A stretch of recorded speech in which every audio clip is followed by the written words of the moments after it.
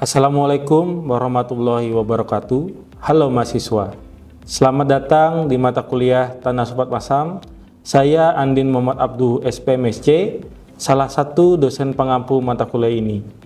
Dalam video ini, kita akan mengenal lebih dekat tentang mata kuliah yang sangat penting dalam konteks pengelolaan lahan basah, khususnya Tanah Sobat Masam. Mata kuliah Tanah Sobat Masam adalah mata kuliah pada kurikulum Outcome Based Education tahun 2021 dengan bobot 3 SKS, yaitu 2 teori dan 1 praktikum, yang tersaji di semester 5, bersifat wajib di program studi ilmu tanah Fakultas Pertanian Universitas Lambung Mangkurat. Mengapa mata kuliah ini penting? Karena mata kuliah ini mendukung visi ULM untuk menjadi universitas unggul di bidang lingkungan lahan basah. Tim pengampu mata kuliah sampai saat ini telah membuat modul dengan judul Penyebaran dan Luas Tanah Sobat Masam dan modul praktikum dan laboratorium dengan judul Tanah Sobat Masam berbasis proyek kurikulum OB. Mata kuliah ini dibebankan dapat memenuhi capaian pembelajaran lulusan. CPL 3 menginternalisasi semangat kemandirian, kewirausahaan, dan kejuangan dengan semboyan wasaka, wajah sampai kaputing. CPL 5 menerapkan ilmu dan pengetahuan tentang lahan untuk produksi biomasa yang berkelanjutan. CPL 6 mampu menganalisis sistem pengelolaan lahan yang tepat untuk melangsungkan produksi biomasa secara berkelanjutan di lahan marginal terutama lahan basah sesuai peraturan yang berlaku. Dan untuk mahasiswa dijanjikan kemampuan melalui capaian pembelajaran mata kuliah atau CPMK, yaitu CPMK 1 mampu menjelaskan tentang pengertian lahan sobat masam. CPMK 2 mampu menjelaskan landform dan penyebaran lahan sobat masam di dunia dan di Indonesia. CPMK 3 mampu menjelaskan tentang sifat dan watak kimia, biologi, dan fisika tanah sobat masam serta kualitas air di lahan sobat masam. CPMK 4 mampu menjelaskan teknik analisa spirit dan mengidentifikasi spirit di tanah sobat masam dengan memperhatikan keselamatan dan kesehatan kerja atau safety and health environment. CPMK 5 mampu menjelaskan penciri tanah sobat masam dan mengklasifikasi tanah sobat masam. CPMK 6 mampu merancang sistem pengelolaan tanah sobat masam. Dan CPMK 7 mampu mengelola kegiatan personal maupun kelompok, berkomunikasi efektif, belajar sepanjang hayat atau lifelong learning, dan bertanggung jawab terhadap tugas yang dibebankan dalam kegiatan belajar tentang tanah sobat masam. Dari 7 CPMK ini diturunkan menjadi 20 SCPMK yang selanjutnya dirangkum dalam 5 pokok bahasan, yaitu 1. Pengertian lahan dan tanah sobat masam, 2. Penyebaran dan luas lahan sobat masam, 3. Sifat dan watak tanah sobat masam, 4. Klasifikasi tanah sobat masam, dan yang terakhir pengelolaan tanah sobat masam. Pada mata kuliah ini, metode pembelajaran mengadopsi prinsip Student Centered Learning atau SCL melalui ceramah interaktif, diskusi kelas, studi kasus atau case method, problem based learning atau PBL, project based learning atau PJBL, dan e-learning via Simari. Kegiatan belajar akan berlangsung baik secara luring di kelas dan di lapangan maupun daring melalui platform digital. Kita juga akan melakukan praktikum lapangan seperti identifikasi pirit menggunakan bahan oksidator maupun pengamatan sifat kimia tanah sobat masam sampai dengan penentuan kebutuhan kapur untuk menetralkan tanah sobat masam. Interaksi sangat penting dalam proses belajar kita, oleh karena itu mahasiswa akan terlibat dalam diskusi aktif baik dalam kelas maupun forum online. Tugas individu dan kelompok akan memperkuat pemahaman materi, praktikum dan penugasan akan mendorong mahasiswa berpikir kritis dan aplikatif. Dosen akan memberikan feedback rutin serta membuka ruang konsultasi untuk memperdalam topik yang belum dipahami oleh mahasiswa. Untuk asesmen, penilaian dalam mata kuliah ini terdiri dari 1. Penilaian tes, baik tes formatif yang dilakukan setiap pertemuan maupun tes sumatif yang dilakukan melalui UTS dan UAS. Untuk mengikuti UAS, mahasiswa diwajibkan mengikuti kuliah sebanyak 80% dan mengikuti praktikum sebanyak 100%. Lalu ada penilaian yang lain, yaitu penilaian non-tes seperti tugas tertulis individu dan kelompok, bisa dengan melakukan seminar dan praktikum lapangan. Untuk komposisi nilai, penilaian dilakukan terhadap masing-masing CPMK dengan presentasi. Untuk CPMK 1 sebanyak 2,5%, CPMK 2 sebanyak 5%, CPMK 3 sebanyak 32,5%, CPMK 4 sebanyak 10%, CPMK 5 sebanyak 20%, CPMK 6 sebanyak 20%, dan CPMK 7 sebanyak 10%. Penilaian dilakukan berbasis rubrik dengan indikator yang jelas seperti ketepatan, kedalaman analisis, serta ketepatan waktu dalam pengumpulan tugas. Demikian pengenalan singkat mata kuliah Tanah Sopat Masam. Kami berharap Anda semua dapat mengikuti perkuliahan ini dengan penuh semangat, kritis, dan bertanggung jawab. Ingat, lahan Sopat Masam bukan masalah, tapi peluang jika kita mampu mengelolanya dengan bijak dan ilmiah. Selanjutnya, selamat menyaksikan video pengajaran terkait mata kuliah Tanah Sopat Masam. Wajah sampai kaputing. Assalamualaikum. Selamat siang. Selamat siang adik-adik.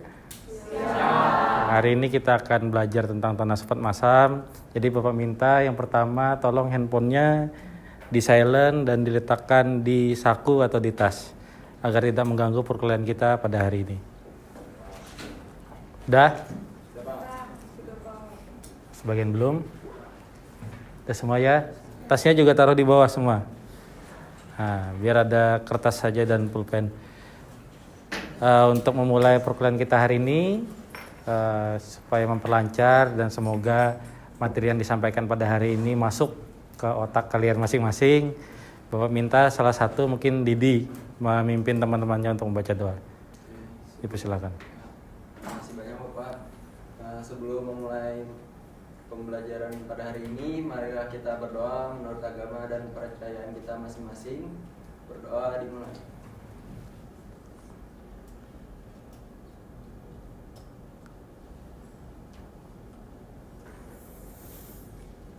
Berdoa selesai. Alhamdulillah ya. Makasih Didi. Jadi kita kuliah tentang Tanah Sopat Masam. Ini adalah pertemuan kedua. Pertemuan pertama dimasuki oleh Pak Mahbub. Dan untuk pertemuan kedua, Bapak yang mengisi tentang proses dan faktor yang mempengaruhi pembentukan senyawa pirit di Tanah Sopat Masam. Jadi diharapkan dari perkuliahan ini kalian dapat menjelaskan tentang sifat dan watak kimia, biologi, fisika Tanah Sopat Masam serta kualitas air di lahan Sopat Masam. Kalau kita breakdown lagi ke SCPMK-nya, kalian harus menjelaskan proses kimia terbentuknya senyawa pirit di Tanah Sopat Masam beserta reaksi kimianya serta faktor-faktor yang mempengaruhinya. Seperti biasa, pertemuan Bapak akan selalu mengadakan pretest. Sediakan selembar kertas. Silahkan isi nama dan NIM kalian. Bapak ingin mengetahui apakah kalian belajar mandiri sebelum perkuliahan dimulai. Ya, silahkan.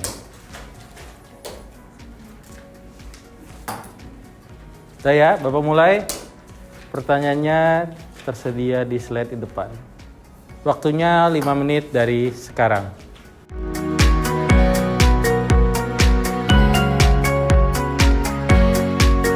Silakan dikumpulkan, yang di belakang tolong oper ke depan, terus yang di depan oper ke tengah, biar Bapak ambil di tengah. Ayo Bapak hitung, 5, 4, 3, 2, 1. Ya, terima kasih. Udah semua ya? Kevin, silakan Kevin. Soal nomor 2 Kevin. Sebutkan dan jelaskan jenis tanah Supat Masam berdasarkan kedalamannya. Baik, perkenalkan saya Muhammad Kevin Maulana. Di sini menjawab nomor 2, sebutkan dan jelaskan jenis tanah Supat Masam berdasarkan kedalamannya. Untuk jenis tanah Supat Masam itu ada 2, yaitu tanah Supat Masam aktual dan potensial. Untuk tanah Supat Masam aktual itu memiliki kedalaman biasanya mulai dari 0 sampai 60 cm. Sedangkan untuk potensial itu dia memiliki kedalaman yang berbeda, yaitu bisa lebih dari 60 cm. Di kedua tanah tersebut itu mengandung bahan sulfidik yang sama. Oke, silakan. Terima kasih. Akan duduk. Sekarang kita ke apa itu tanah Supat Masam. Tadi udah dibilang ada lapisan pirit. Lalu dari mana lapisan pirit itu?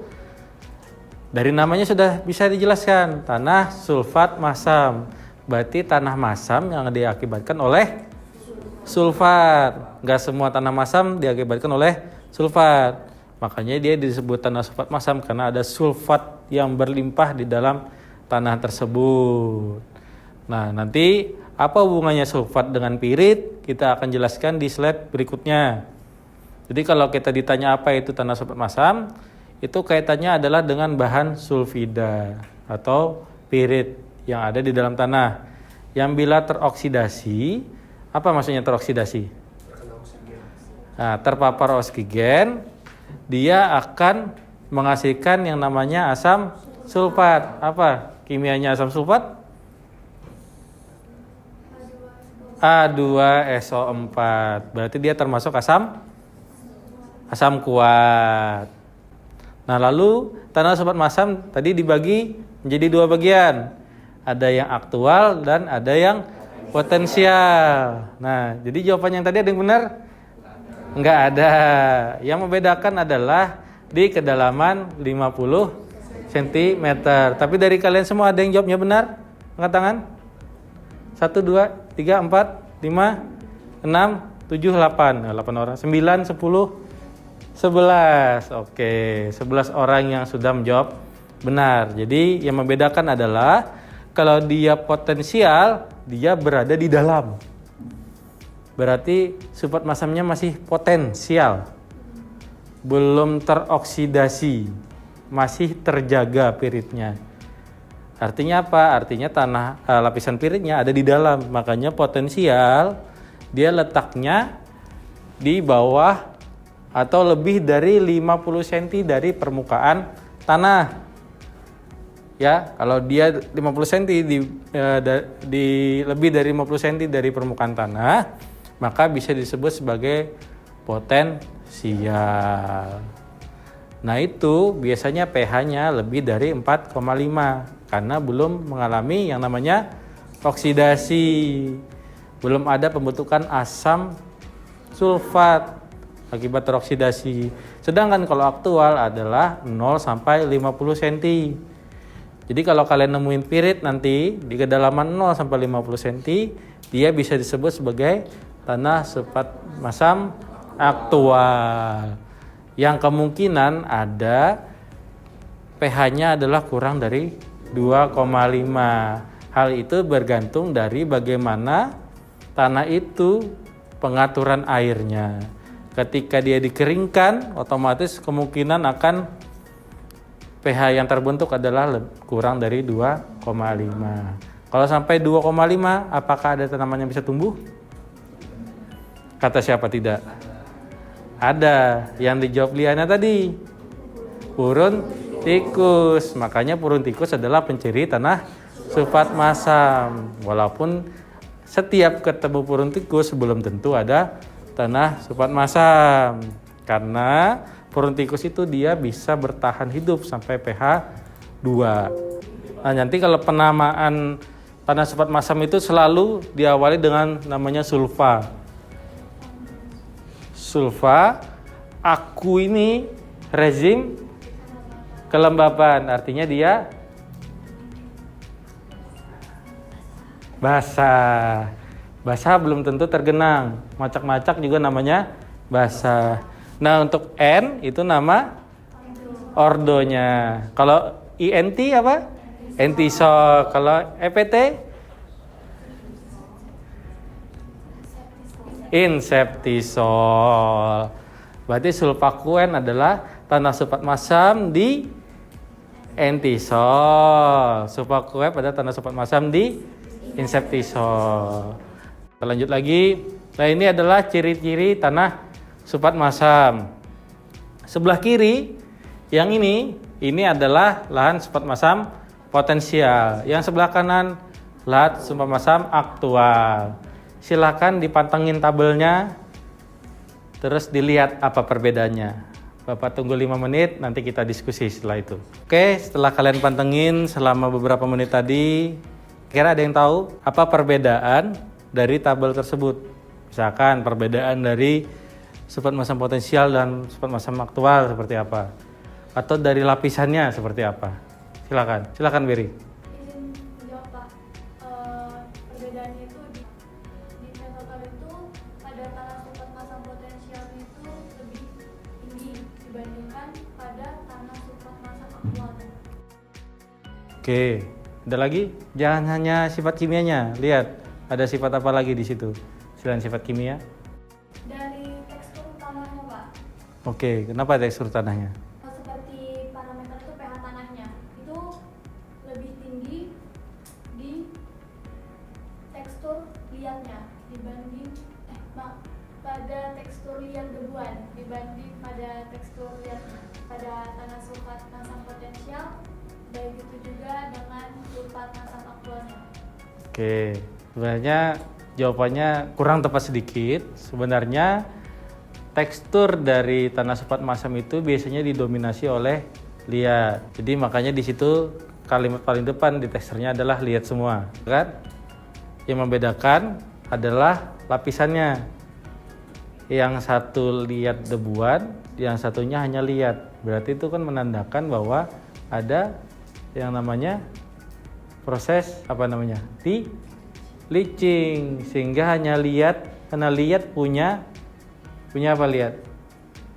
Ukuran yang paling kecil, sehingga dia akan turun ke bawah, sehingga lapisan bawah akan didominasi oleh liat, seperti itu. Nah, yang membedakan kalau dia tanah entisol biasanya tidak terlihat perubahan warna di dalam horizonnya. Tapi ketika dia tanahnya inseptisol biasanya sudah membentuk dua horizon.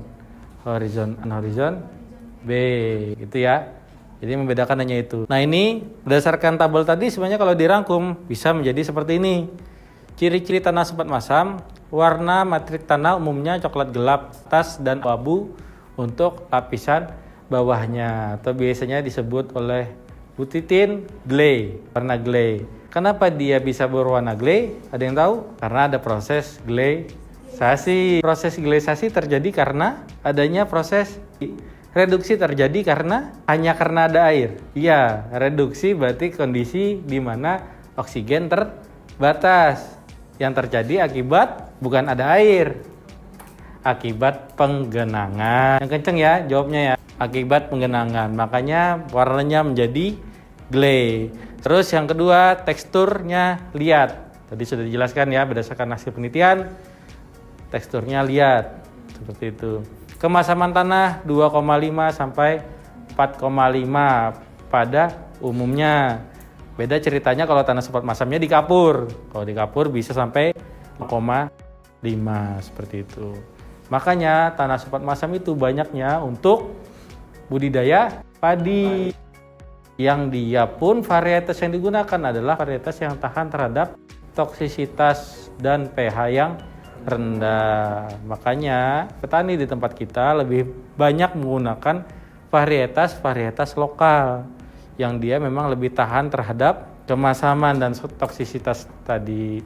Selain itu juga ada apa? Ada kesukaan sendiri oleh masyarakat untuk mengonsumsi beras lokal, beras-beras yang pra, ya, seperti itu. Nah, lalu apa itu pirit? Pirit kerap dijuluki para ahli tanah sebagai raksasa tidur di lahan rawa. Tapi kalau dosen nanya, jangan jawabnya ini. Ditanya apa itu pirit? Raksasa tidur di lahan rawa. Itu kan bukan jawaban. Ini ada umpama saja. Jadi kalau ditanya apa itu pirit, apa jawabannya? Raksasa tidur lagi, awas nih nanti. Apa? Mineral tanah dengan rumus kimia FeS2 yang sering ditemukan di lahan rawa, terutama rawa pasang surut. Nanti ada penjelasannya kenapa dia sering ditemukan di rawa pasang surut. Karena itu mempengaruhi faktor pembentukannya. Pirit yang berada di balik lapisan gambut atau tanah mineral yang tergenang air aman bagi tanaman. Jadi selama pirit tergenang itu aman. Makanya dibilang raksasa tidur. Karena ketika dia tergenang dia tidur perumpamaannya. Tapi ketika dia tidak digenangi kering, maka raksasanya akan bangun. Biasanya gimana kalau raksasa bangun? Raksasa bangun akan merusak sekitarnya. Ya.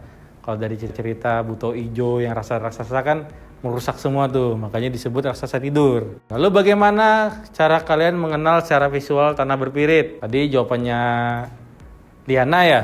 Tumbuhnya rumput purun atau rumput bulu babi. Lazimnya di balik tanah tersebut ada pirit yang telah mengalami kekeringan. Biasanya kalau ada, makanya dia purun tikus itu hidup di pH 2 sampai 4. Makanya kalau misalkan ada purun biasanya dia ada kemungkinan dia sudah mengalami oksidasi piritnya, seperti itu. Terus ada bongkah tanah berbecak kuning jerami, ini kayak gini nih.